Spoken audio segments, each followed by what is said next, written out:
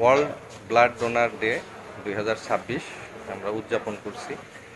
Blood donation বা রক্তদান এটা খুবই একটা ভালো ব্যাপার। ভালোবেসে আমি একটা জীবন বাঁচাতে পারি। আমার এই রক্তটা 120 দিন পর পর নষ্ট হয়ে যায়, আবার শরীরে তৈরি হয়।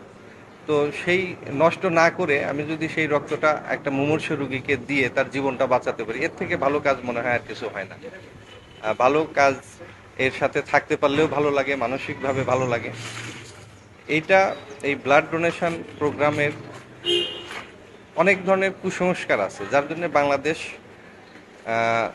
যে ব্লাড ডোনেশন প্রোগ্রামে পিছিয়ে আছে। আমরা একটু আগে দেখলাম যে শ্রীলঙ্কায় 100 ভাগ লোক এই স্বতঃস্ফূর্তভাবে ব্লাড দান করে, কিন্তু বাংলাদেশে মাত্র 34 ভাগ লোক এই কাজের সাথে জড়িত আছে। পাঠ্যক্রমে অন্তর্ভুক্ত করা উচিত এটা, যে রক্ত এটা আমাদের আছে, কিছু কিছু পাঠ্যক্রমে অলরেডি আছে, আসলে কিছু কিছু পাঠ্যক্রমে আছে।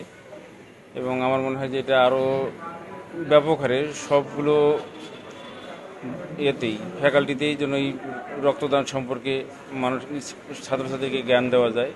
এটা ছোট্ট একটা সূচি যদি আমরা অন্তর্ভুক্ত করতে পারি, এটা অবশ্যই ভালো হয়। ফিল হয়েছে যখন আমার মায়ের অপারেশন হয় 2023 সালে। প্রফেসর একটা আনোয়ার স্যার আমার মায়ের অপারেশন করছিল, স্যারকে ধন্যবাদ। 2023 সালে ওনার ল্যাব কলে অপারেশন হয়েছে। তো ওনার অপারেশন হওয়ার পরে ওনার মানে স্পেসিফিকেশনটা অনেক কম ছিল। স্পেসিফিকেশনটা কম হওয়ার পর স্পেসিফিকেশনটা বাড়তেছিল না এবং ওটা আমরা এক্সাক্ট কজ খুঁজে পাচ্ছিলাম না।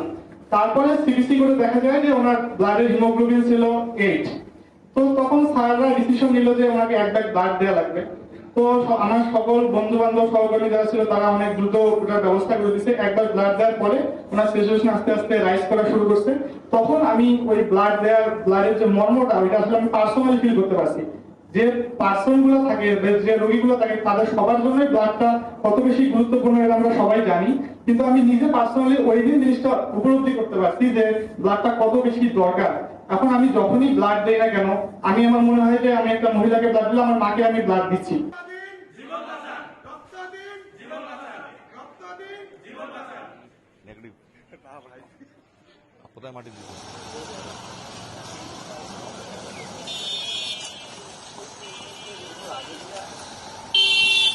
বক্তব্যটা ভিতরে নেব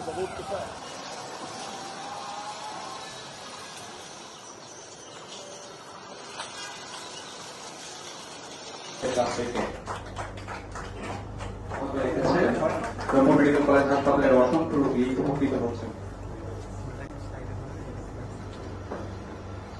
The rabies and hepatitis B ক্ষেত্রে permanently it requires insulin treatment, that is